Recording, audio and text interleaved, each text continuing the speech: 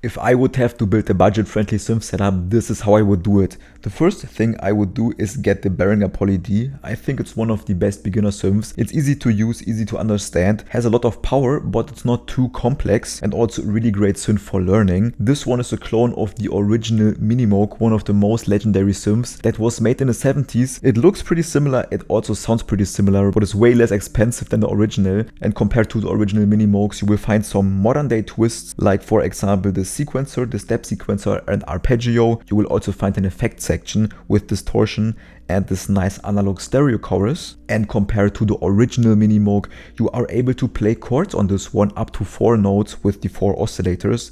The original Minimoog can't do that, it can only play 1 note at a time. On this synth you will also find a lot of modern day connections. We could easily plug this synth into our computer using this blue connection here to be able to use this synth either as a MIDI keyboard itself in any DAW or to send MIDI data from your MIDI controller or your piano roll into the synth to be able to control it. The red connections are for audio signal, so if we would want to record audio from the synth, we need an audio interface. The audio interface itself won't record any audio, it will just make it available in our DAW, so we are able to process this audio or record it. The audio interface is also connected to our headphones and to the speakers with these red connections, the TS cables. This blue connection here is just MIDI over USB. That's also a really nice feature, so we don't have to use these old MIDI ports. We can simply plug in the USB cable to our synth and then to the computer. On the audio interface itself, we are using the inputs to record the outputs of the synth, and because the Behringer Poly D has a stereo chorus, we need 2 inputs, one for the left side and one for the right side to record the stereo output from the chorus. We can then connect it to our headphones and to the speakers. For studio monitors, I really like the Yamaha HS. There are also slightly bigger ones, for example Series 6, 7 or 8, if you have a little bit more of a budget or a bigger room. And the really cool thing about these speakers is that you are able to tweak them a little bit. There is this room control at the back side where you can adjust the frequency range to make it fit better to your room if your room isn't acoustically treated. And there is also a reason I've chosen a slightly bigger interface compared to cheaper ones like this, for example. And there are a lot of different variations of audio interfaces, but I personally wouldn't recommend to get a small interface like this. You only have 2 inputs available and only main outputs for the speakers and for the phones.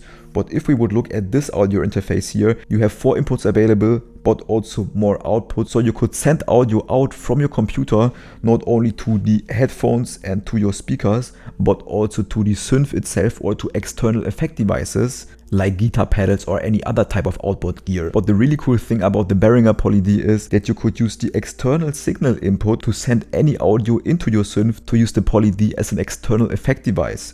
So we are able to send in signal and use the filter, envelope, distortion and stereo chorus to process any audio file from our computer. Meaning you could send, for example, the audio from a digital synth into this Behringer to get the analog stereo chorus for this vintage type sound. Because the outputs of the Behringer Poly D are already connected to input 1 and 2, we already have this nice little sound effect chain set up if we go from an output into the external input. But if we want to use different output gear or effect pedals with, for example, stereo outputs, we need 2 new inputs on the audio interface itself and also 2 outputs.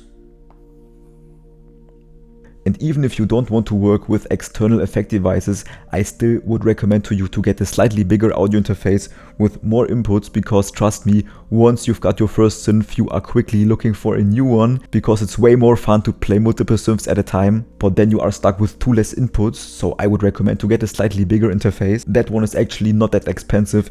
There is a slightly bigger version with 8 inputs and 8 outputs, and then you are able to connect a bunch of more synths to your computer and be able to record the audio. If you want to build your own synth studio, are looking for the perfect synth, or need help with sound design, or simply want to learn something, you can book a one-on-one call with me. Click the link in the description.